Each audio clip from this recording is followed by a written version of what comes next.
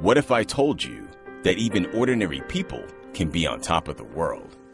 The first attempt on the North Pole by a team of women gets underway today. The epic adventure will take them over 1,000 kilometres of hazardous sea ice. It's thousands of miles of ice and nobody. And so I found myself walking into this water and then sinking up to my neck. I honestly thought I was going to die in the Arctic. The all-new 30 for 30 podcast. Subscribe now on the ESPN app or Apple Podcasts. 30 for 30 podcast is presented by Mini. We're finding the best sports stories for you right now. And to do that, we're behind the wheel of the new Mini Countryman, the biggest Mini yet. Please proceed to the highlighted route. To find great sports stories, you have to get out into the world and follow your instincts. That's where the new Mini Countryman's all-wheel drive comes in handy. With all four, we can chase down a story in the city, the country, and most places in between. No matter what story you're chasing, the new Mini Countryman will help you find it. It's available now, and so are 30 for 30 podcasts. This is the Stephen A. Smith Show podcast. I'm Stephen A. Happy Labor Day to one and all. Stephen A. off, Dan Graca filling in today. And you know what? We're glad to be here because I don't know if 2 hours is enough time to get us through everything we have to cross off the list on this Labor Day. Hope you're having a good one, enjoying the holiday, resting, relaxing, wherever you might be. As is, I guess, the last official day of summer, right? I guess tomorrow everybody goes back to work or to school or whatnot, and you begin to turn the page. And if you do what we do, right, in the business of sports, this is actually a great day because we spent how many months, those long summer months, where all we did was talk about college football, the NFL, previewing, prognosticating, what is this team going to be like? What's that team going to be like? Can this team make a charge? Who's going to be disappointing? Who's going to maybe exceed expectations a little bit? Well, you know what? We've turned the corner. We see the light now at the end of the tunnel, and I think it's just great. 100% fantastic. I don't know about you. I couldn't get enough of the college football this weekend. And not just this weekend. It started Thursday night. So Thursday, Friday, Saturday, Sunday. We got another game tonight. So 5 days to whet your football appetite if you are a fan. And you don't have to worry about preseason football anymore. That unwatchable product that the NFL puts forward and shoves down our throat for way longer than they have to. And thankfully, in just 3 days' time, we have a real football game. Coming up on Thursday night, the kickoff up there in Foxborough. The Chiefs and the Patriots will cut the ribbon on the 2017 NFL season. We'll get to all the NFL stuff coming up in just a little bit. And I understand when you talk about college football, there are sections of this great country of ours that are a little bit more swept up in the college football craze than others are. I get it. Where I sit right now in the great city of New York, New York is a professional sports hotbed. When you have as many teams as New York does in the various sports, that has to be expected. So maybe college athletics isn't exactly out or near the top of the list when it comes to the New York sports fan. But this year, in college football, people in New York are going to be paying attention. Why? Well, because you have one of the two professional football teams. They wear green. I don't have to spell it out for you. They need some help. They need a lot of help. And as a matter of fact, at the most important position in the sport, if not the most important position in professional sports, they don't have a long-term answer. At least we don't think so. All right, the Christian Hackenberg experiment looks like it's come and gone.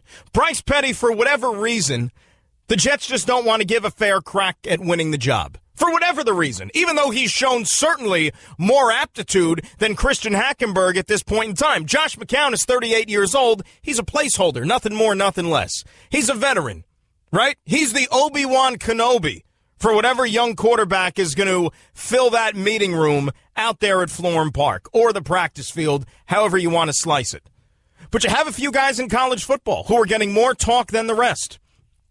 Josh Allen at Wyoming, Sam Darnold, Southern Cal, Josh Rosen at UCLA. Those are the guys coming into the season that most fans already had at the top of their list, saying those guys could be potential number one overall picks in the draft coming up next spring.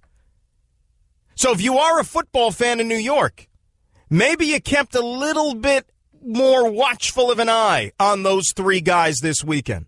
And hopefully you had a chance to sit in front of the TV last night, because you probably got to see not only the most exciting performance of the weekend, and then when you throw in the fact that, oh, by the way, it just happens to be one of those three names that we were talking about, pull off a virtual miracle on the opening game of his college football team's season, that makes it even the more spectacular. And what Josh Rosen did last night, bringing UCLA back from 44-10 down in the third quarter. No, I didn't misspeak there. 44-10 down in the third quarter against Texas A&M, and we'll get to them in a second, and Coach Kevin Sumlin. That just makes you go, wow, even further. And I'm sure the Jet fans were probably watching that game last night, and while Rosen was throwing touchdown pass after touchdown pass and rallying the troops, they're envisioning not a guy who's wearing the gold and the blue uniform, but a guy who's wearing green and white. And a guy who's out on that field at MetLife Stadium and not doing damage carving up A&M at the Rose Bowl like he did on Sunday night. That's got to get you excited. But you still have a whole season to play. One game doesn't mean anything. It doesn't mean anything for UCLA. It doesn't mean anything for Josh Rosen. It doesn't mean anything for Texas A&M. And I know that if you're A&M, you can't lose that game last night. You can't. But some would say the beauty of college football, some say these are one of the things that they don't like about college football. But if you're Texas A&M and you lose that game last night, guess what? Your season's not over yet. It isn't.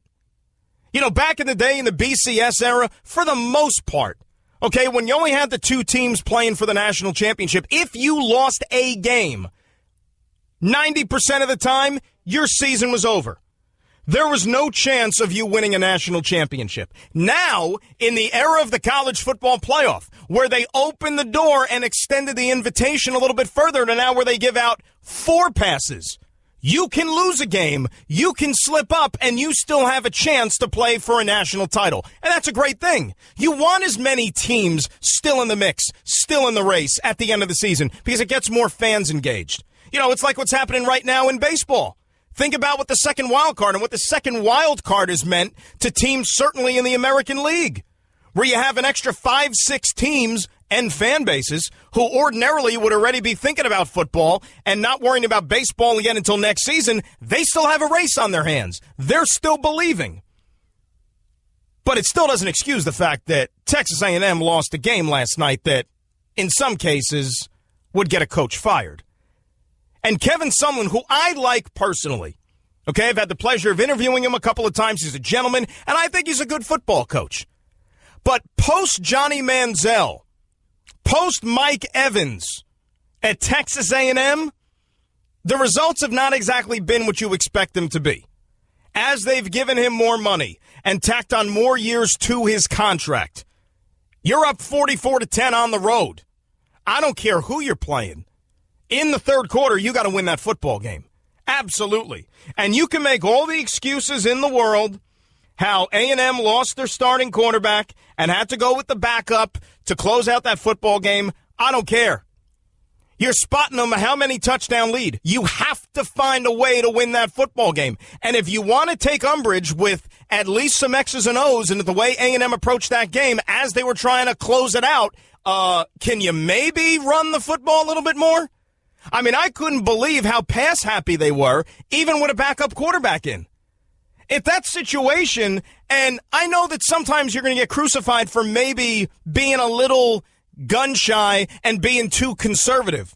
But if that's me, and if it's my team, and I have a big lead like that, I'm keeping one eye on the clock. I'm taking the air out of the football, and I am running clock. I don't care if I have to run the ball 3 times right into the middle of my O-line. Let that clock bleed. I want to take 40 seconds off the clock on each of the first 3 downs in that possession. That's my goal. And hopefully, just hopefully, my defense makes a play. So I think that it also took some help from A&M for Josh Rosen to be able to orchestrate the heroics that he did in bringing UCLA back from the depths of where they were last night in that football game. And, oh, by the way, let me just throw one thing out there. Did anybody else catch this? Maybe it was just me.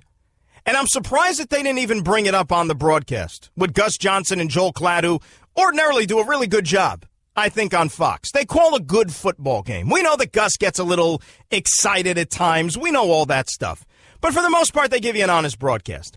But did anybody notice that on that game-winning touchdown, maybe, just maybe, the call shouldn't have stood?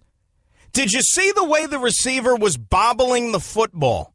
And if you want to go by the letter of the law, until you have complete control 100% of the football, and I know in college you only need 1 foot for it to be a completion. But you can make an argument that he didn't even have 1 foot down when he finally established possession of that football. And even more surprising is that they didn't even go back and review it. I don't even think they went and gave it a second look. If I'm A&M, I'm looking at that tape on the flight back from L.A., back to Texas, to College Station, and I'm saying, can we get a do-over? You know, if I'm Kevin Sumlin, can I throw the challenge flag from 30,000 feet up in the air? Can I get a do-over on that one? But that's a brutal loss. But as I said a couple of minutes ago, if you're A&M, the best part about last night is, number one, you flush it down the toilet. You forget about it, as if it never happened. The boosters aren't going to forget about it. Some of the Board of Trustees, Board of Regents, and A&M haven't forgotten about it. There was already an interesting Facebook post that was put out there last night from one of the board members who didn't exactly speak glowingly about the man in charge of the Aggies. You can check that out on your own. Maybe we'll read it a little bit later on in the program. But if you're A&M, you lose a non-conference game last night. You still have something to play for. You still have a season. Because in college football, the end-all, be-all, let's face it, is your conference record. That's going to dictate what you do with your season. So once A&M gets into the heart of conference play, if they go out there and they win the SEC, which most people are going to consider to be the best conference in all of college football, and they don't have a conference game now for a few more weeks, but if you go out there and have a good showing in SEC play, hey, it's almost like that UCLA game doesn't happen. Because do you really think, and maybe this is a question that should be asked in December and not here in the first few days of September, but do you really think the College Football Playoff Committee is going to leave out the champion of the Southeastern Conference when you're talking about giving 4 spots for a college football playoff? Not me. But if you're a Jet fan, you got excited what you saw last night. Oh, you got excited. You loved what you saw from Josh Rosen. You were envisioning him in green and white. You were envisioning him going up and down the field, not against A&M, but against the Patriots and Bill Belichick's defense, and Brady on the sidelines pacing like he can't do anything about it. Oh, you just hoped that one day he could be yours. But let's keep it all in perspective. Yeah, it was fun, absolutely. But Josh Rosen, you know what? He set the bar pretty high with just one game. Now, how does he live up to this for the rest of the season? That's the tricky part, right? How do you establish that consistency? Because on the other hand, you have Sam Darnold, who most people consider to be the number 1 pick in the upcoming NFL draft, even though still we're months away. His Southern Cal team, yeah, they got a win. Yeah, it wasn't pretty. They didn't blow out Western Michigan. Remember, Western Michigan was a big program last year under P.J. Fleck, who since left to go to Minnesota. But you expect Southern Cal to do a little bit more damage than they did, and Darnold didn't even play that great. Didn't throw a touchdown pass. Threw a couple of interceptions. But you know what you like about Darnold? He kept his poise. He kept his poise. And that's one of the things that scouts love about him more than anything else, is that the guy never gets rattled. And believe me, if you're going to enter a situation like the Jets figure to be after this year, in the media market that is New York City with a rabid fan base, you better not be rattled. You better keep your poise. But there's room for improvement. Because you know what? You and I could be sitting here this time next week talking about a role reversal, right? Talking instead about Darnold being the sexy name again. And Josh Rosen maybe slipping to that number 2. Because USC is going to get themselves a pretty good test coming up on Saturday night. They're taking on Stanford. Stanford's a good football team. If Darnold goes out there and can beat the Cardinal and puts up a top-notch performance, then it is going to be back to Sam talk 24/7 if you're a New York Jet fan. We'll do more college football throughout the show. Brad Edwards ESPN College Football Insider, will join us coming up at the bottom of the hour. We'll go around what was a wild week one of the college football season with him. But on the pro side, it's game week. Finally. We don't have to worry about preseason games. We don't have to worry about training camp. We don't have to worry about which quarterbacks are getting reps in practice versus the other. Okay? That all goes out the window. It's game week. Jets, Bills, Giants, Cowboys. I can't wait. You can't wait. We'll get it going with you here. 866-SAY-ESPN. 866-729-3776. Also paying attention to the Yankees. Big game coming up this afternoon as they begin a 9-game road trip, which could go a long way towards determining where they're going to shake out for the month of October. Got to get through it. It begins 1 to 3 this afternoon in Baltimore against an Orioles team, which is playing red hot. Manny Machado swinging a red hot bat. He was the American League Player of the month of August. Jordan Montgomery and company going to have their hands full this afternoon. There's word on Gary Sanchez's suspension, which we got to get to as well. Busy program. We're with you for the next couple of hours. We'll keep you company here on this Labor Day. Dan Graca filling in for Stephen A. here on ESPN Radio. Want to be a part of the show?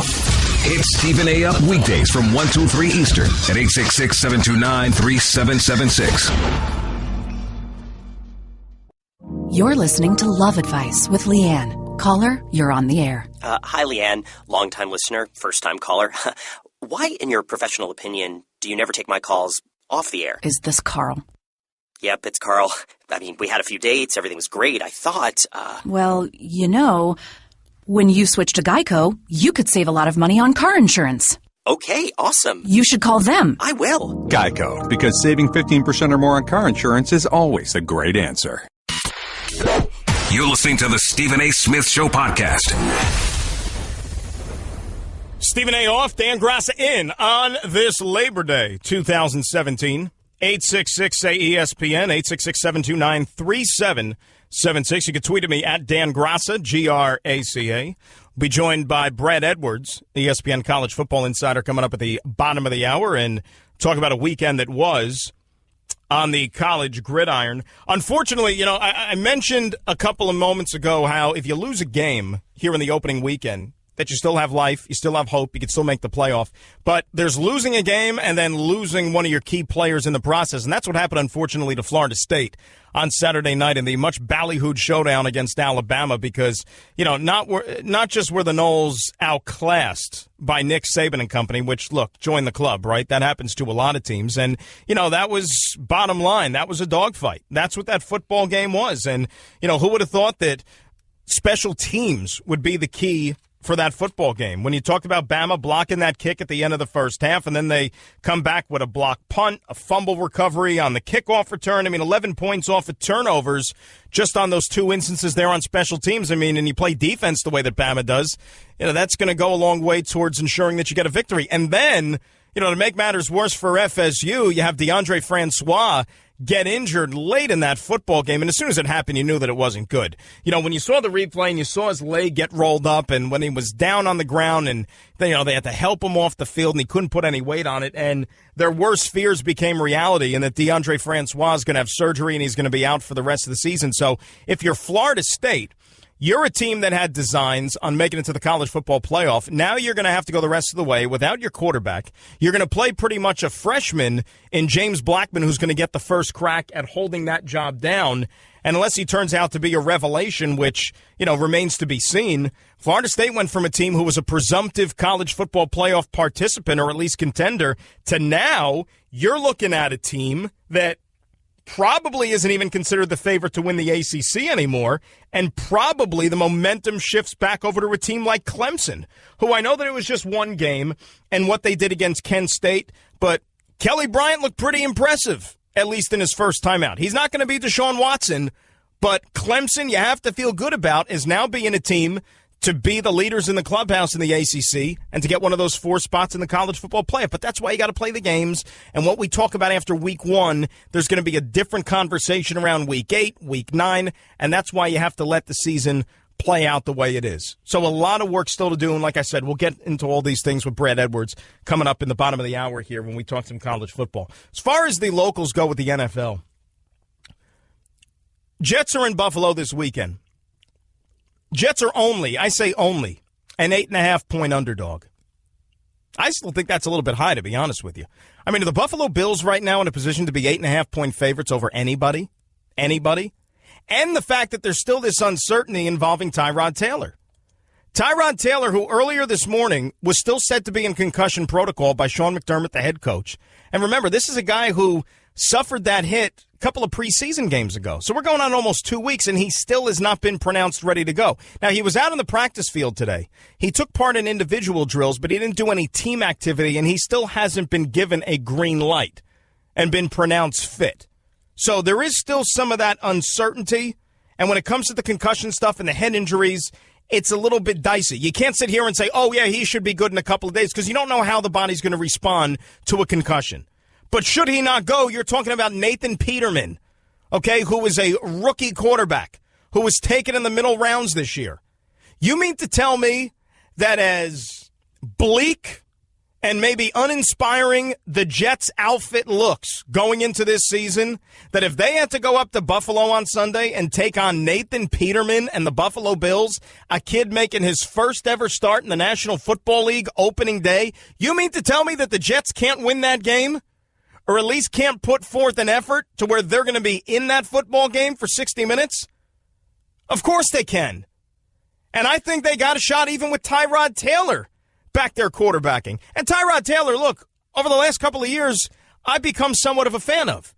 All right, I think he's played above or beyond a lot of people's expectations, including mine. But this is a winnable game for the Jets. And if you look at the early part of their schedule, not getting crazy. Believe me, I'm not trying to be one of those guys. I'm not trying to go there. But if you look at their first 5 games, at Buffalo, at Oakland, all right, that on paper looks to be a tough one. Home for Miami, who's still trying to work things out with a brand new signal caller. Home against the Jaguars, who, depending on who you want to believe, the Jaguars are basically the Jets South, with how many problems that Tom Coughlin and company have down there. And then they go to Cleveland to take on the Browns for Week 5. You mean to tell me that there's not at least a few winnable games in that first handful? You're darn right there are. So all this talk about 0-16, all this talk about tanking, and them finishing with the worst record in the National Football League, that's why you play the games. And there could be a totally different conversation about this Jets team come Week 4, Week 5 than what we've had all summer. You know, what happens if they get out of the gates 3-2? Do you then start to get a little greedy and say, hey, let's try to win some games? Or, oh, no, should we go lose because we're supposed to have the number 1 pick in the draft? That's why you can't think in those terms, and that's why I scoffed at that all summer long. Whenever you hear about tanking and losing and we want the number 1 pick, these guys don't care about that. Every guy in a Jet uniform that is going to go out on that field on Sundays during the football season, their objective is to win.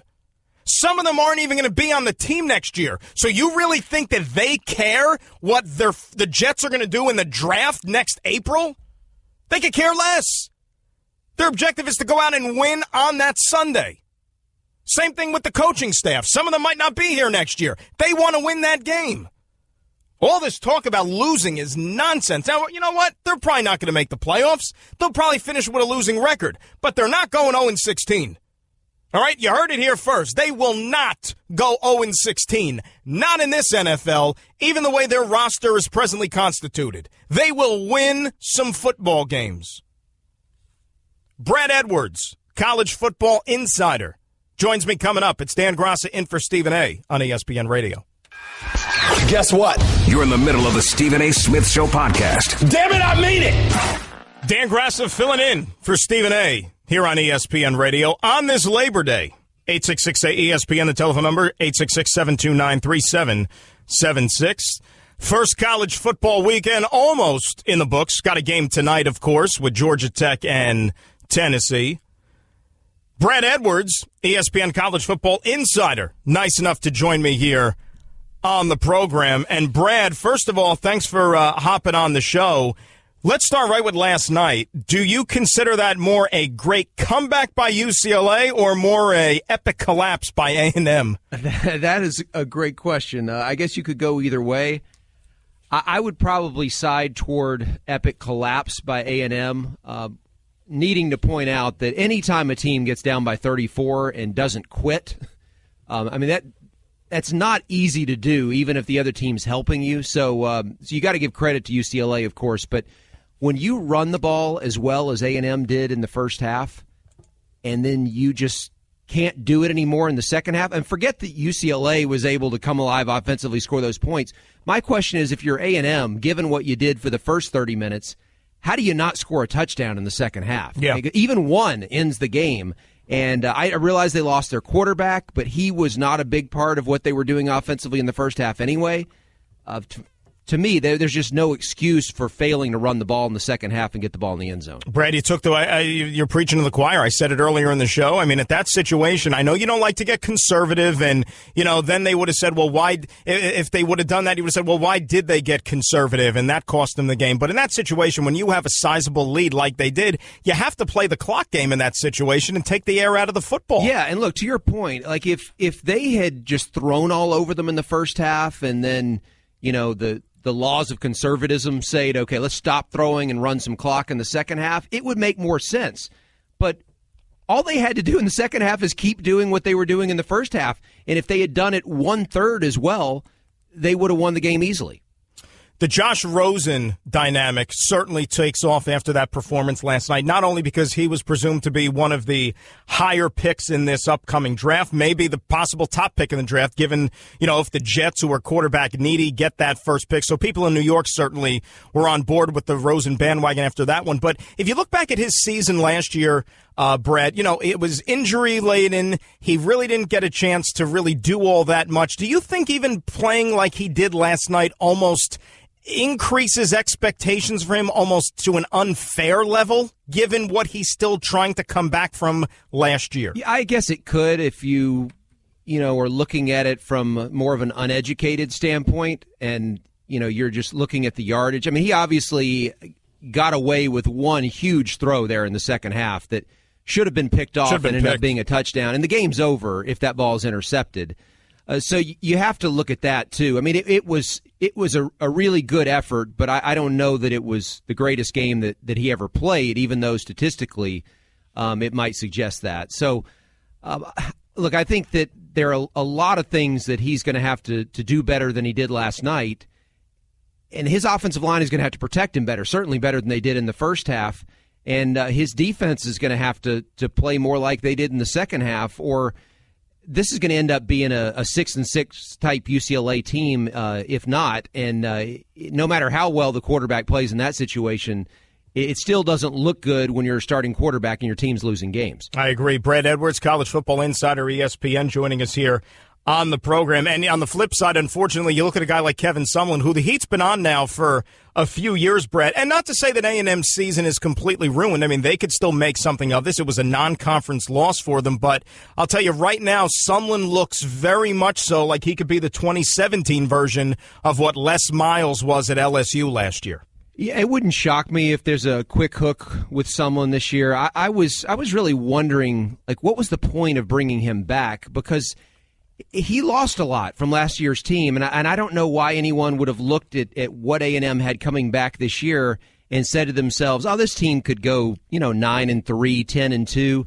To me, that was never in the cards. I saw them before the season started, and by the way, I expected them to lose to UCLA before the season started, so that much didn't change. But I saw them as a 7-5, maybe 6-6 type team, and I felt like he was going to have to do a lot better than that. He was going to have to overachieve in order to keep his job. And I think the big question for A&M, this is what they have to decide.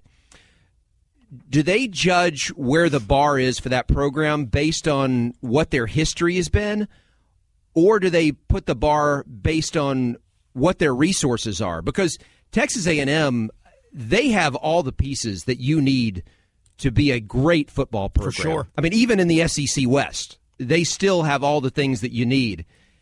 They've got more than Auburn does. They have more than, I think you could even argue, a place like Georgia does, just because of what they have just in that state from a recruiting standpoint and all the financial resources from the alumni and all that. There's no excuse for A&M to not be a perennial top 20 program. And really outside of that first season with Johnny Manziel, and that was all Manziel. Right. They have not been that under Kevin Sumlin. No, definitely not. And I mean, throw in the fact that Kyle Field, on a good day when the team is going good, that's as difficult potentially a home field advantage as you have in all of college football. It should be. But since they joined the SEC and since they expanded that stadium, it has not been at all. Brad Edwards, our guest here, ESPN College Football Insider. Now, one loss doesn't kill your season, but unfortunately, if you're a team like Florida State with the lofty expectations, not only do you lose opening week, you lose your quarterback, and you don't really have a viable option waiting in the wings. That DeAndre Francois injury is really, really crippling, no pun intended, for Jimbo Fisher and company, and probably, Brad, shifts the focus in the ACC from Florida State probably over to Clemson, right? Yeah, I don't think there's any question that a lot of people would be switching sides today. I was on the Clemson bandwagon before the season started. That's who I picked to win the ACC. So it doesn't change much for me, except for the obvious, which is that Florida State doesn't seem like as big of a threat now as they did before. The reason I liked Clemson is just simply because Clemson, which has its own questions at quarterback at the moment, doesn't have to play Florida State until almost mid-November. And that gives them a chance to kind of get that position settled. Now you can say the same thing for FSU, which is that they're, of course, not a position they wanted to be in. But at least before the Clemson game comes along, they've got a chance to get some experience there and get some chemistry with the receivers. The problem for FSU is they've already lost once. In terms of the college football playoff prospects, you don't need to take another loss between now and Clemson if you want to stay in that playoff race. And their schedule's not easy. Starting with Miami next week, they've got some challenging opponents between now and Clemson, and I think it's going to be really tough for them to keep this ship afloat. There were some questions, Brad, about Alabama and the fact that Nick Saban lost so many key players on defense to the National Football League in the first couple of rounds of the draft, no less. I mean, we're talking some major players here. You know, how long would it take the new guys to kind of get their feet wet and to contribute? Well, they look pretty good to me on Saturday night. Throw in some plays that they made on special teams, forcing turnovers. Bama's still Bama. Yeah, they looked great defensively. I mean, when you take the entire game, even some of the plays that Florida State made in the passing game were really close to being defended. There were a couple that were really close to being intercepted that weren't. So considering all the inexperience they had out there, I thought it was an outstanding effort. The issue for Alabama moving forward is that they lost two guys who were in that rotation in the front seven, two linebackers, to injury out for the season. I mean, obviously the Francois thing got all the headlines, but Alabama lost a couple of guys who made some big plays in that game. And so when you consider that those guys were already replacing some of those, first couple day picks from the NFL draft from last year, now depth becomes an issue. And I know they're loaded with 4- and 5-star guys, but during this run that Nick Saban has had, if there's one thing that you might be able to say in terms of maybe poking a little bit of a hole in what he's accomplished is that while, like everyone else, he's had a few guys that he's lost to injury along the way over the course of those years, but he has not yet had one of those seasons where you just get more than your fair share of injuries. A lot of teams have that, and Alabama has not had one of those seasons yet. This was a really bad start for them on that front, and they still have plenty left to get the job done unless they take more injuries on that side of the ball, and then it'll start to become a concern.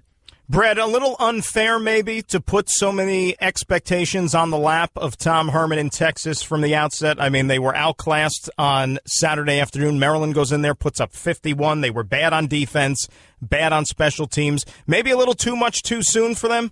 I think we would all acknowledge that there's only so much you can expect of a coach in his first season period, but especially his first game, because you're coming in and most of the time you're putting in a scheme that's different on each side of the ball from what they were previously doing, and sometimes with players who weren't necessarily recruited to that scheme, that those aren't their strengths, what you want to do. That said, a lot of people last year when Charlie Strong was fighting for his job were of the opinion that if he held on, he was going to have a really good team this year just because Texas had so many guys coming back. So it's not because Texas doesn't have enough guys who've played before. They had a lot of experience on both sides of the ball, and they still do. And so you wonder, was it just simply a scheme thing where guys were confused and that's why they weren't making plays? But just from a talent and experience standpoint, there doesn't seem to be any excuse for what happened to them on Saturday. First weekend gave us a lot of excitement. Certainly going to get only better here on out. Brad Edwards, college football insider, ESPN. Thanks for a couple of minutes. Happy Labor Day, Brad. Thanks, Dan. Appreciate it. We come back. What is the latest on Odell Beckham? Is he practicing? Will he be out there at Jerry World on Sunday night when the Giants open the season against the Cowboys? We'll talk Big Blue. It's Dan Graca in for Stephen A. on ESPN Radio. Give Stephen A. piece of your mind. He is sorry. Call him weekdays from 1 till 3 Eastern. I mean, just trash. At 866-729-3776. Enjoying this podcast? Then you should check out all of ESPN Film's newly released 30 for 30 podcasts. From the producers of our award-winning documentary series, this is an amazing collection of sports stories you need to hear to believe.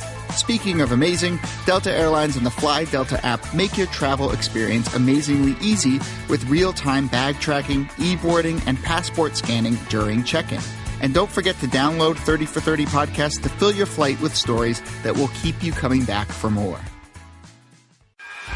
Guess what? You're in the middle of the Stephen A. Smith Show podcast. Damn it, I mean it!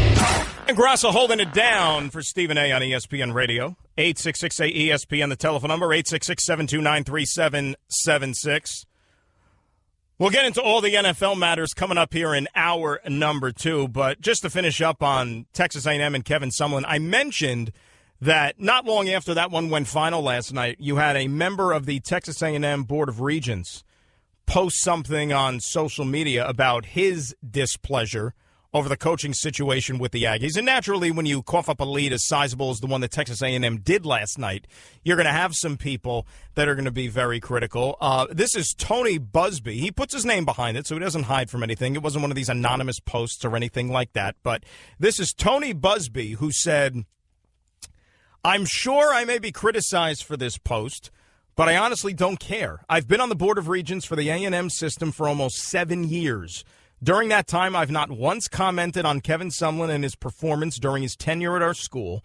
I've never said a word when he and his agent manipulated a much bigger and longer contract. I said nothing about his arrogance and his mishandling of multiple player controversies. I said nothing when we had multiple awesome recruiting classes, only to see key players leave our school or underperform. But tonight I'm very disappointed, and I have to say this. Kevin Sumlin was out-coached tonight, which isn't new. He recruits well, but can't coach the big games or the close games. Our players were better tonight. Our players were more talented tonight. But our coaches were dominated on national TV yet again. I'm only one vote on the Board of Regents, but when the time comes, my vote will be that Kevin Sumlin needs to go. In my view, he should go now. We owe it to our school and our players. We can do better. Share this as you see fit." That's Tony Busby, Board of Regents for Texas A&M. Being a little bit harsh, being a little bit unfair, hey, bottom line is the next few weeks are going to go a long way towards determining his fate. And I brought it up when we had Brad Edwards on just now. You know, remember, LSU's season last year didn't exactly start off all that great. And when you coach at places like LSU and ultimately Les Miles had to face the fire, and a place like Texas A&M as well, where, you know, they pump a lot of money into that program, the facilities, as we talked about, they recruit fairly well, they pay the coach a lot of money, they expect you to win.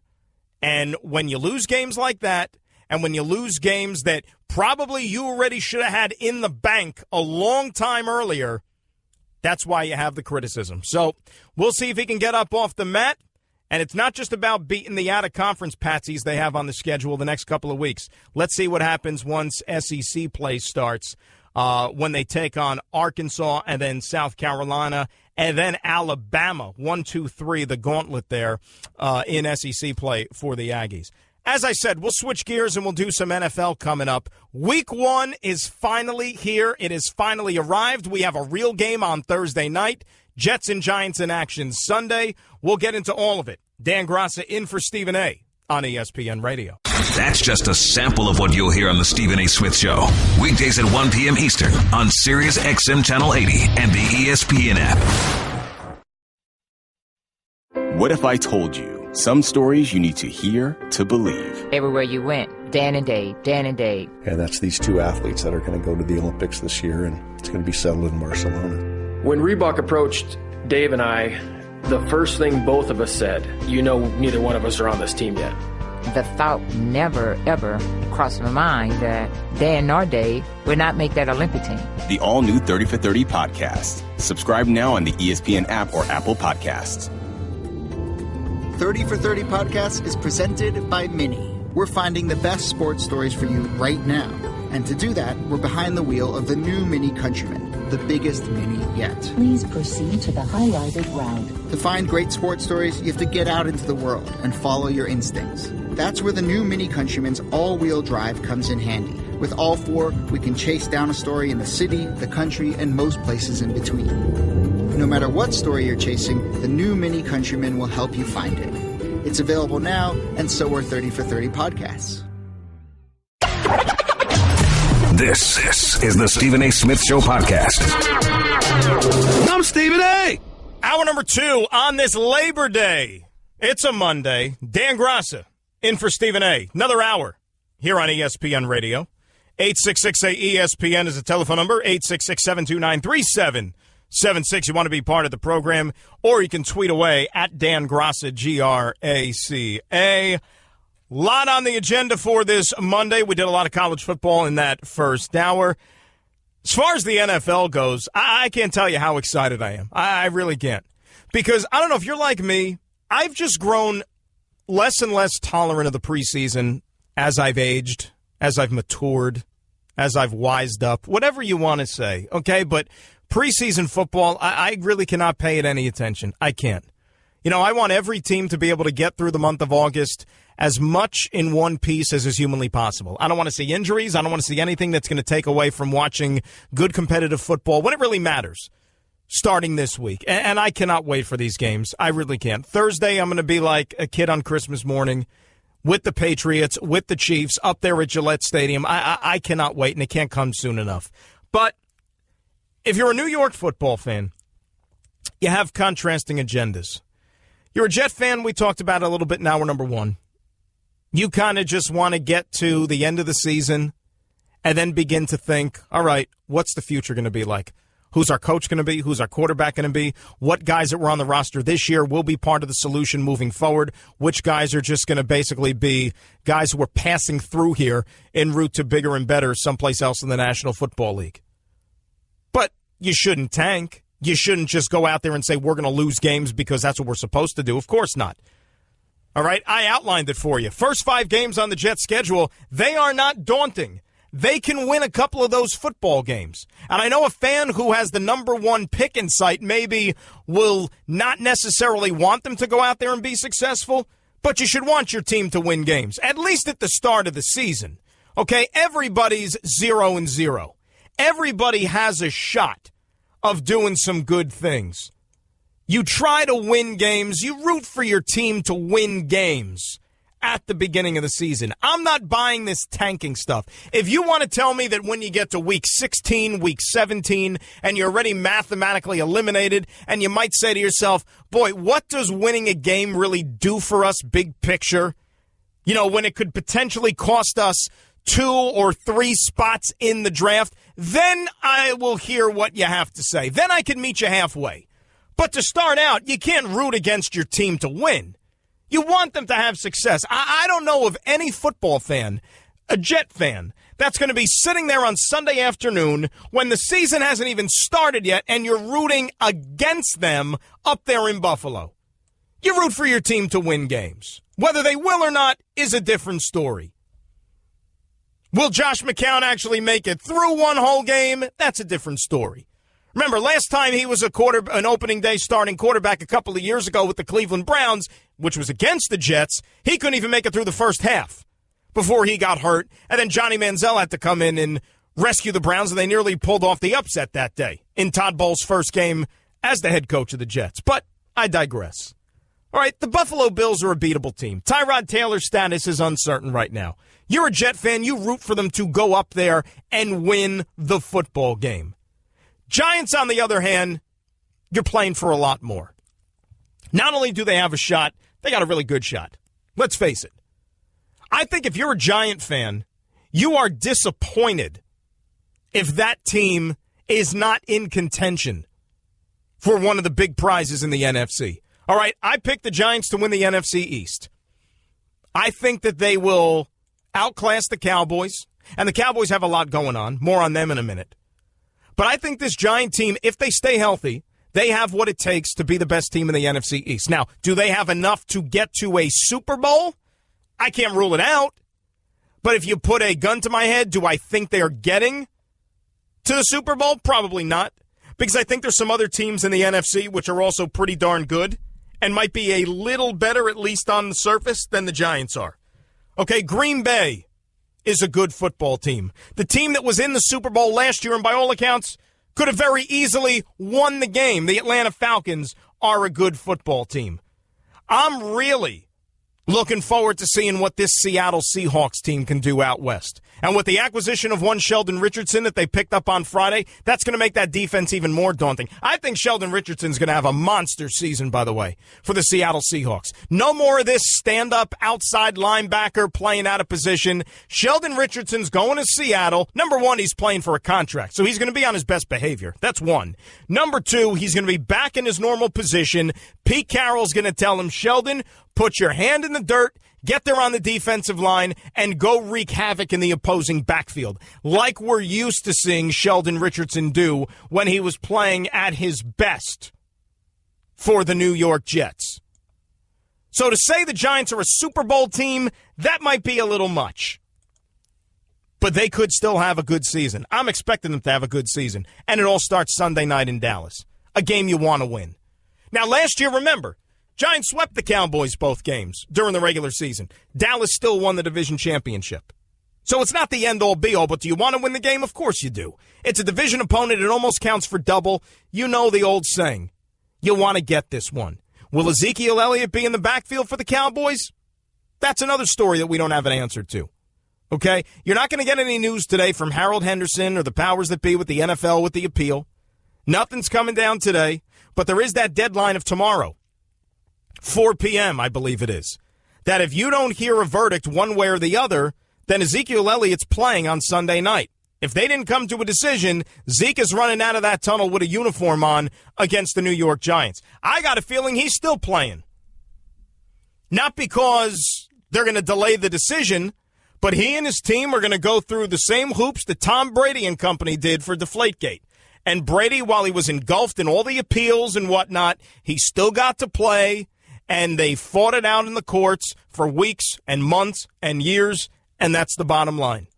I'd be surprised if Zeke Elliott's not playing for the Dallas Cowboys. Now, does that make them unbeatable? Of course not. All right, the Giants could very easily beat this Dallas Cowboys team, and not only that, have a better season than them. But the Giants have a little bit of a tricky start to their season. Okay, not only do they go to Dallas on Sunday, then they come home to play a Lions team in the home opener on Monday Night Football. Lions are a good football team. I don't want to call them a sleeping giant, no pun intended, but, hey, made the playoffs last year. They just gave Matthew Stafford a boatload of money. All right? They're going to surprise some people. Lions could, if all things break right, be in that 9 to 10 win range again. That's not a layup. Then they go down the turnpike to take on Philadelphia and the Eagles, which is never an easy trip. Remember, Giants lost there last year on that Thursday night game late in the season around Christmas when Eli made a couple of mistakes there late in the game, right? That's not an easy trip. Then they go to Tampa. Buccaneers are a playoff team this year, if you ask me. Not an easy game. Then it's the Chargers back home. Chargers, to me, surprise team in the AFC. Been saying it all summer. And then they go to Denver to take on a Bronco team in Week 6 where it's never an easy place to play up there with the altitude. So and then the Seahawks back home for Week 7. Giants do not, I repeat, do not have an easy first half to their season here in 2017. They really don't. And in a worst-case scenario, I mean, if you're a Giant fan and you go through those first 7 games, would you really complain if I told you they were 4-3? I think you would take that. And then you try to hack away at the second half of your schedule, which also has some tricky spots as well, including trips to Oakland to take on the Raiders, to Arizona to play the Cardinals. Giants don't have an easy schedule this year. And that comes with the territory when you have a good season like they did a year ago, right? You expect them to be challenged, and that's what the Giants have in front of them for 2017. What about Odell Beckham? Is he going to be out there playing for them on Sunday? Didn't practice today, but from the moment he went down, in that preseason game in Cleveland. And with all the drama and the theatrics in the tunnel of him down on his knees and he couldn't bear the pain, and it was just convenient that the camera was right there on him, right? I mean, he knew exactly what he was doing. Odell's a showman, right? Odell's a showman. He knows how to play to the camera well. Good for him. I said it then, and I'm not changing my tune. He's playing week 1. You know, when you heard all this talk about, oh, well, he might miss 2 weeks. Oh, no, he's playing week 1. All right, he was in the locker room last week dancing. He will be out there on the field wearing the uniform at Jerry World to take on the Cowboys on Sunday night. And you know what? If you're Odell Beckham, you got to deliver. You need to go out there and have yourself an Odell Beckham-type season for this Giant football team. And you should be motivated by the sting of what happened last year in January at Lambeau Field in that playoff game against the Packers, where he, along with a lot of other Giants, played a horrible football game. But you know what? When you're going to have the target on your back like Odell Beckham, and you want all the accolades, and you want all the glory, and you want all the commercials, and you want all the money, and all the attention, and all of the above, you have to deliver. So, yeah, if you do drop a pass, if you do let one go through the breadbasket in the end zone, you're going to hear about it. It's not just, one mistake, especially in the big games like that.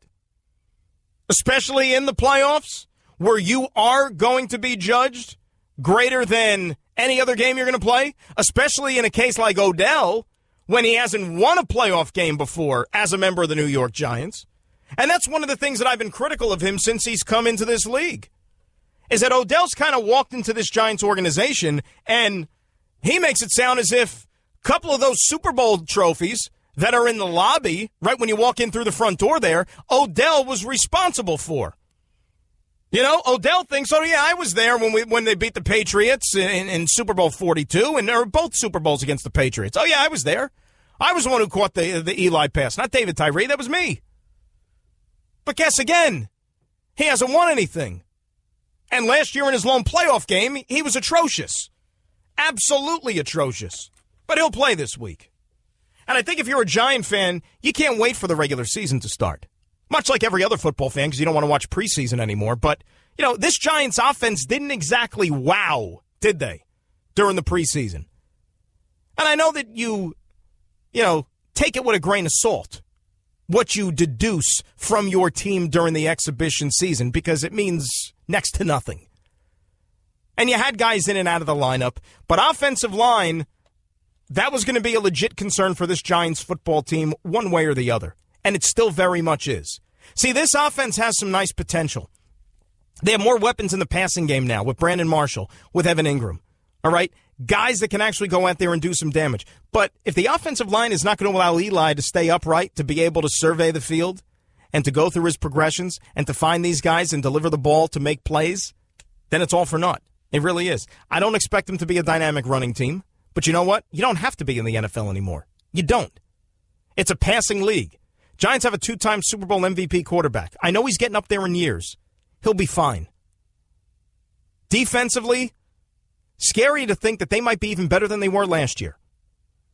But something's got to give. Because if the Giants are going to take that step, that next step, and go from a 10-win team to a team that's going to win a division and maybe compete to get to a Super Bowl, either the offense has to get better, the defense has to get even better, or some combination of the two. Because last year wasn't good enough. Expectations for the Giants. Let's hear them.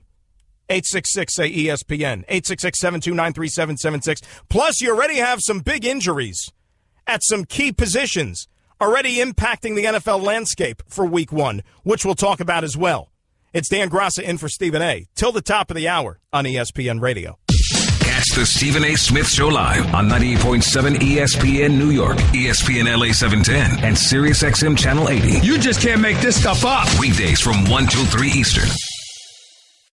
You're listening to Love Advice with Leanne. Caller, you're on the air. Hi, Leanne. Long-time listener, first-time caller.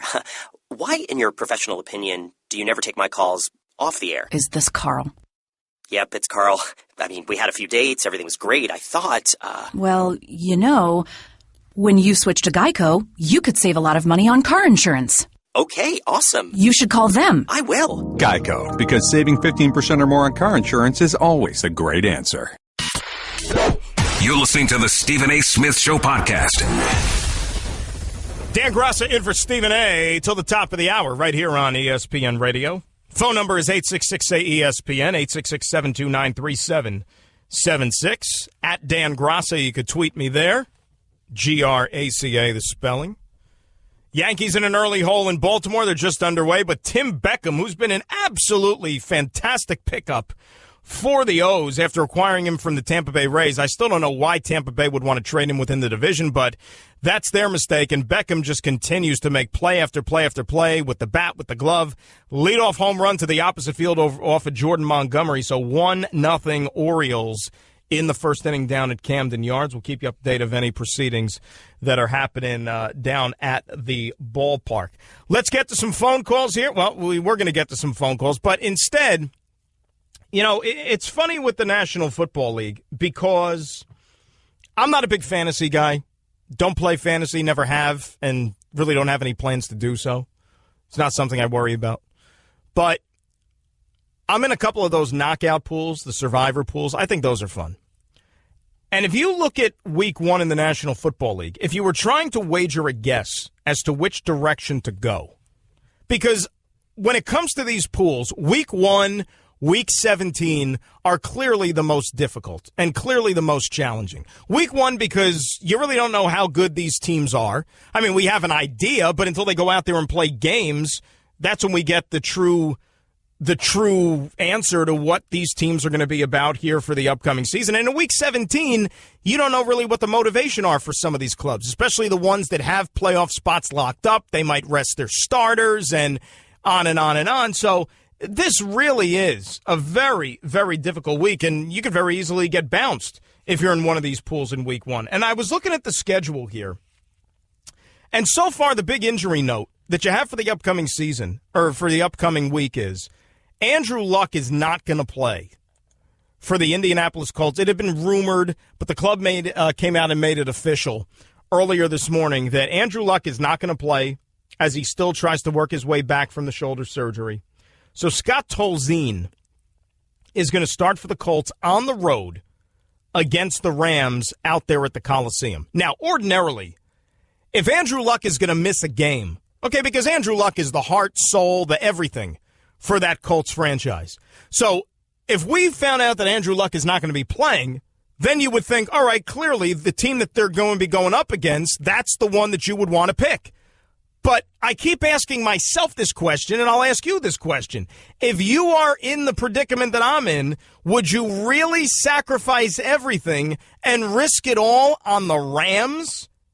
You know, have the Rams done enough here to give you enough? You know, do you have confidence in Jared Goff, even against an Andrew Luck-less Indianapolis Colts team? Sean McVay, in his first game as a head coach, all 32 years old or whatever he is? Do you have enough faith in him? I don't know. It really scares me. I don't know if I can pull the trigger on that one. And you only have a couple of other avenues that you would really, I think, give serious consideration to. And I'll just say it. Despite what we think the Jets may or may not be for this upcoming season, I cannot, with good conscience, go ahead and say, I think Buffalo is the pick for Week 1. I don't know if the Jets are winning that game. They might. How can I have confidence in the Buffalo Bills? They tore down that program. They brought in a new coaching staff. They brought in some new players. And it's not like Buffalo has won anything in the last 20 years. I mean, it's not like we're talking about some franchise that has their act together and normally goes out there and finds a way to put a good football team on the field year in and year out, because they don't. So it's not a slam dunk the Jets are going to be 0-1 after Sunday. Not touching that game. And if you look at the schedule, most of these games you can talk yourself out of getting involved in. Kansas City, New England, no part of that game. None. Jets, Buffalo, we went through it. Atlanta, Chicago. Now, that is one that you can maybe entertain me with. All right, the Falcons are the presumptive favorites in that football game. They easily could have won the Super Bowl last year. Chicago's still very much a fledgling team trying to find their way. They're going to start Mike Glennon. Mitch Trubisky's the future, but the Bears are a rebuilding bunch. Atlanta's supposed to go in there and win that football game. Maybe I'll think about them long and hard. Baltimore, Cincinnati, not touching it. Pittsburgh, Cleveland. All right. Deshaun Kaiser, the Browns, the Steelers. Le'Veon Bell signed his franchise tender today. Say no more. I think I'll probably give some good, long, hard thought to the Steelers. So that's another one. We're up to 2. Arizona, Detroit, not touching it. Jacksonville, Houston, aha. Now we have another one. Jacksonville is basically the Jets South with everything that we've read about them in the month of August. They got plenty of problems. Tom Coughlin coming out there and telling you, I'm not signing Colin Kaepernick, and I don't have to tell you why. Blake Bortles is the starting quarterback by default. They have a litany of issues. Houston, on the other hand, on paper, they're a good football team. They just have questions at quarterback. But with the area and everything that they've gone through, certainly they're going to want to come out and play good for them. I kind of like that game a little bit. So we're up to 3. Then you got Tampa Bay, Miami. No, thank you. Oakland, Tennessee. No, thank you. Philly, Washington. Same thing. Indy, Rams, which we talked about. Seattle and Green Bay. Not touching it. Carolina at San Francisco. Not touching it. Giants, Dallas. Not touching it. And then we have the 2 games on Monday night. Saints, Vikings, and Chargers, Broncos. Not touching either one of those. So when you go through the entire list of games here for week 1, I can only come up with probably 3 games that I think you would be in pretty good shape if you wanted to necessarily throw your support behind 1 or 2 or 3 of those teams if you're going to be in some sort of a survivor pool. But that's why week 1 is challenging, and that's what makes it fun, right? That's what makes it interesting. We have no idea how these teams are going to be. We can only wager an educated guess. 866-ESPN, the telephone number, 866-729-3776. I'd probably be the most confident in the Pittsburgh Steelers. Probably. If you had to have me pick one, I'm probably going the Steelers on the road in Cleveland. I saw something this morning. The Cleveland Browns, you thought the Jets had a rough situation with their quarterbacks? The Cleveland Browns have 4 quarterbacks on their roster. They're keeping 4, right? Deshaun Kaiser, Cody Kessler, Kevin Hogan, Josh Woodrum. 4 quarterbacks. The grand total of victories they have in the NFL as starters is 0. 0. 0 for 4. Yikes. Going to be another long year for that football team. Baseball. Mets. Yankees. The playoff landscape. When we return, Dan Graca in for Stephen A. on ESPN Radio. Guess what? You're in the middle of the Stephen A. Smith Show podcast. Damn it, I mean it! Oh, yeah, Dan Graca in for Stephen A. on ESPN Radio. Weather could not be any better, at least here in New York. You know, this is like the last hurrah for summer, and the weather was just not that great. Saturday or Sunday, so you really couldn't do a lot of outdoor activities, and today's the best one of them all. Today's like a 10. Like, you couldn't script today any better. It's like not too hot. It's not cold at all. Sun is shining, not a cloud in the sky. It's one of those days. I was trying to check with the powers that be. I even checked with the man himself, Stephen A. I texted him, reached out to him before the show. I said, is there any chance we could do this show outdoors? Can we just pick up our stuff and maybe find some outlets and plug in and, like, do it out on the street? We won't bother anybody, you know, but it's just so you want to be outdoors. But soon enough, we'll be back out there. And if you're outdoors, enjoy it. And if not, we'll keep you company here for a little bit longer on ESPN Radio. You can tweet at me at Dan Graca, Graca. And, of course, 866-ESPN, 866-729-3776. Haven't done many phone calls today. Let's get to them. George in L.A. George, you're on ESPN Radio. How you doing? Hey, good, man. How you doing? Good, George. What's going on? I want to get your take on the Aaron Donald situation. But before I begin, let me just start off by saying he is the most dominant player in the league, and he deserves his money. But do you think he's going about this the wrong way, like handicapping his team just to make some extra money? Like, he's probably going to miss this week, and who knows how it's going to impact him? Who knows how it's going to impact the Rams? You know, I feel like he's being completely selfish by handicapping the Rams into trying to pay for him. And then come next offseason, they're not going to be able to sign any of their other key free agents. To that, what do you say? Well, let me ask you a question, okay? All right. First of all, I'll say this. Before I ask you a question, I agree with what you said. I believe that Aaron Donald is the best interior defensive lineman in the National Football League. Hands down. All right, I agree with you. And then unfortunately for him, you know, he's played in relative obscurity so far in his 3 years in the NFL because first with the Rams in St. Louis and then out in L.A., he hasn't been on good football teams. But anybody that knows football and watches football could tell you Aaron Donald is legit. Okay, he's the real deal. So I agree with you. Now, he looks around and he sees what some of these other guys are making, and he feels I'm one of the best. Aaron Donald's one of the 10 best football players in the NFL, not just where he plays on the defensive line. He's one of the 10 best football players. So he wants to get paid. And now the other thing is this, George, all right? He is a guy who's already 3 years into the league. Most average careers in the National Football League are 3 years plus. Okay, that's the average. So he's already given 3 years of his body, 3 years of his livelihood. He wants to be able to cash in. Remember, the NFL, there's no such thing as a guaranteed contract. He wants to be compensated. I have no problem with the way that he's approaching this because I guarantee you one thing, George, is that if they come to an agreement in the next couple of days before the weekend, and Aaron Donald's going to be in uniform out there on Sunday against Scott Tolzien and those Colts, he is not going to miss a beat. You don't worry about that. If it was a rookie, like it was back in the old days when rookies actually held out before you had the wage scale, then I'd be concerned. But if Aaron Donald is under contract, he goes out there, that is one thing I am not worried about if I'm Sean McVay and the Rams. Here's my thing. It's like, he deserves every single penny he wants. What I've been reading lately, I don't know if it's true or not, he wants an opt-out deal after 3 years, right? So he wants to front load all his money now, and then 3 years from now, after 3 years, he wants to opt out and do this all over again.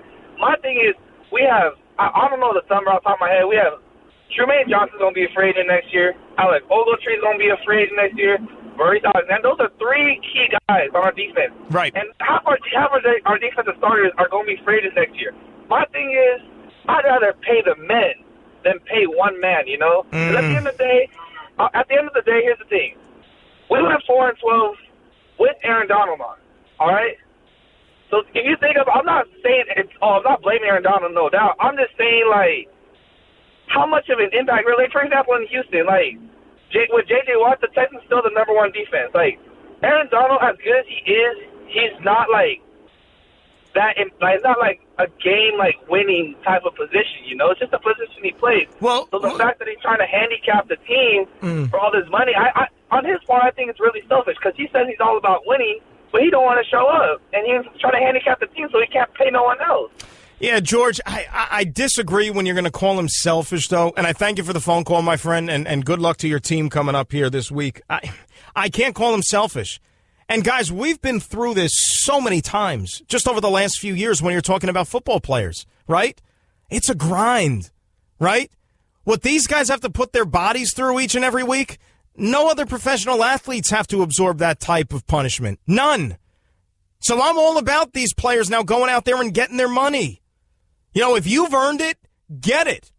And, you know, if you want to talk about a contract and designing a deal where there is a potential opt-out after a couple of seasons, they're not going to call it opt-out like you have with some of these other contracts in other sports, like in baseball, for example. They don't really do that too much in the NFL. But what they do is, as George said, they front-load the money to where, you know what, it's a two-way street. That if the club wants to get out from the contract, which in Aaron Donald's case, you don't think that would be the case with the Rams, but if the club wants to get out from the player who maybe is underachieving and hasn't necessarily done his part to earn the money that's being paid, then the club can move on from that, and the salary cap hit is not going to be as prohibitive as you think it would be. But Aaron Donald is a guy that I want on my football team. All right, if Aaron Donald is cut loose by the Rams, which is never going to happen, but if he's out there on the street, 31 other teams be lining up for his services. You bring up a team like the Texans, you brought up J.J. Watt. Yeah, they have J.J. Watt, but they also have some other really, really good players on that defense.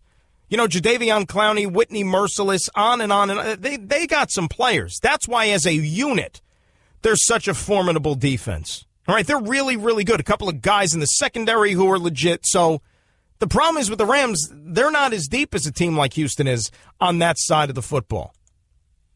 But you need them on your team. A really, really good three-technique defensive tackle. The guy who did it as good as anybody, if you want to go back to Warren Sapp and what he did for those Tampa Bay Buccaneers defenses with Monty Kiffin leading the charge and all those other guys they had back there, right? I mean, this could be a special, special group. However, now you're going to have a little bit of a different scheme because Wade Phillips is coming in there, and he's going to bring in his 34. So maybe Aaron Donald's role shifts a little bit on that D-line, but I still can't imagine him being any less effective. It's just different vocabulary. It's just different assignments, but the principles are still the same. All right?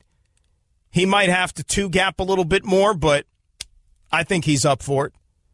Do the sack numbers come down ever so slightly? It could. It could. In the 3-4 defense, most of your big sack numbers are going to come from your stand-up outside linebackers, for the most part. All right? When it's drawn up perfectly, that's what it would entail. But the Rams are a tricky team to me. They really are. I've heard some good things about Jared Goff so far here in training camp and in the preseason, that he and Sean McVay are speaking that same language and they're on the same page. And you just hope that what Sean McVay did for Kirk Cousins the last couple of years in D.C. with the Redskins, that he can rub off onto Jared Goff. Because, hey, Aaron Donald's a great player. They're going to go as far as Jared Goff takes him. Bottom line, you need the quarterback who you took number one. You traded up for. You wanted this guy. And he was awful last year. Absolutely downright abysmal. They need that guy to perform. But in the NFC West right now, I mean, if I'm looking at the Rams, what are they going to be? No better than third, right? Seattle, I think, wins that division. I wouldn't sleep on Arizona after the down year they had last year. I think they're in for a bounce back. It's all about keeping Carson Palmer healthy there, who I don't love, by the way, as a quarterback. I think the Rams probably fall in line somewhere at third. Not going to happen overnight. I would say the Rams are probably a team you circle for 2018, not 2017. But still a lot of answers there. Quarterback, head coach, a couple of young guys still trying to find their way in the National Football League. We'll talk some baseball. Mets, Yankees, Dodgers slumping, race getting interesting, both leagues in the wild card races. Dan Graca in for Stephen A. till the top of the hour here on ESPN Radio. Want to be a part of the show? Hit Stephen A. up weekdays from 1 to 3 Eastern at 866-729-3776. Enjoying this podcast? Then you should check out all of ESPN Film's newly released 30 for 30 podcasts. From the producers of our award-winning documentary series, this is an amazing collection of sports stories you need to hear to believe. Speaking of amazing, Delta Airlines and the Fly Delta app make your travel experience amazingly easy with real-time bag tracking, e-boarding, and passport scanning during check-in.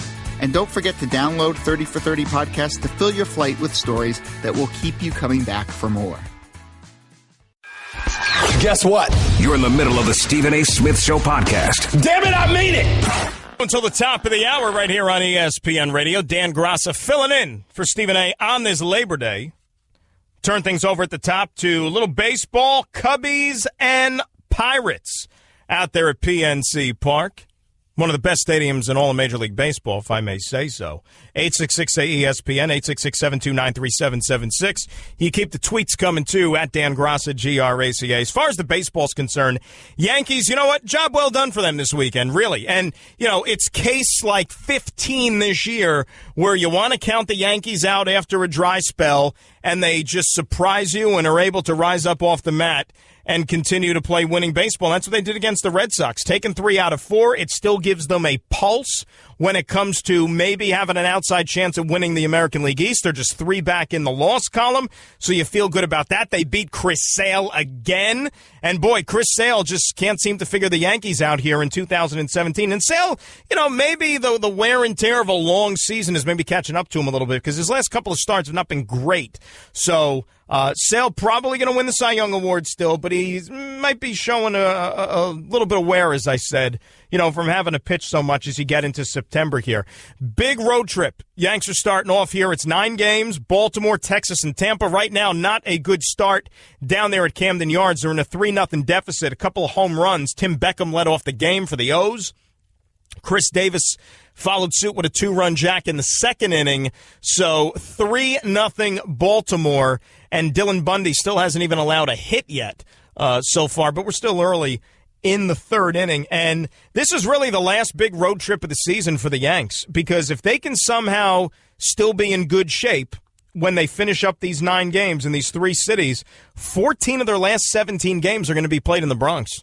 All right, and the only time they have to leave is a 3-game trip up to Toronto to take on the Jays, which I'm sure is not going to be easy. The Jays are going to want to disrupt one of their division rivals and potentially derail their chances of getting to October. But you got to like where the Yankees are at right now. You like the fact that Holiday has come back off the shelf after such a prolonged absence and has hit the ball, with some power like he did over the weekend with those couple of big shots against the Boston Red Sox. You like that. I know everybody was getting crazy last night about Aaron Judge's home run and, oh, my God, it traveled so far. Relax, okay? It was nice that he hit the home run, but come on. The Yankees were winning that game. They had already started to pull away before the Judge home run. That was just the icing on the cake. But they need Judge to get it going here. So far, he walked in his first at-bat this afternoon against Bundy and the Orioles. But I like where the Yankees are at here. And if you want to look wild card, they're 2 up on the Twins and 3.5 clear of both the Orioles and the Angels for just at least a playoff spot. Now, if they go out there and get swept this weekend by the Orioles, then I'd be a little bit more concerned and be a little bit worried. Texas, they still have a pulse. It's not great, but they still have a shot, so you know that they're going to be gunning for the Yankees when they head down to Arlington.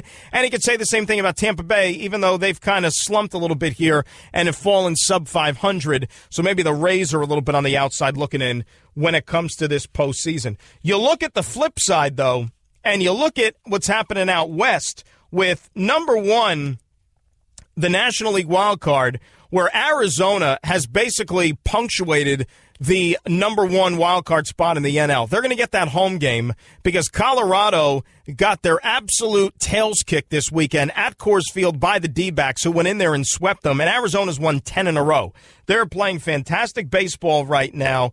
Not that they're going to catch the Dodgers, but the Dodgers have actually lost 8 out of 9. You figure a slump of some kind had to happen for this team. They've been so good for so long, so maybe we'll pump the brakes on them getting 116 wins and setting records and all that stuff. They're at 92 now, so chances of them breaking any records, it's not going to happen for this Dodger team with the slump that they've just been on. And a fun series starting here tonight at Dodger Stadium where you got the D-backs and you got the Dodgers in the in one that opens up at Dodger Stadium. 2 teams that are going to be part of the postseason mix, but going in opposite directions right now should be a lot of fun. And, you know, with Colorado slipping, Milwaukee is right there. Milwaukee's only a game back of the Rockies in the loss column. Maybe the Brewers, who've been getting some really good starting pitching of late, you know, maybe they can sneak in and grab that second wild card. Not crazy whatsoever.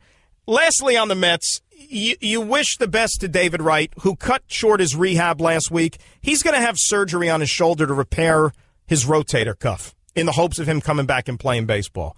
Let the Mets organization use that as a warning that David Wright cannot be part of their plans in 2018. I don't care what the surgeons do. I don't care if they put somebody else's arm on his, okay? They need to go out and address third base permanently. I don't know if it's Mike Moustakas or somebody else. You cannot allow David Wright to just hang around and still be almost an albatross to that third base position.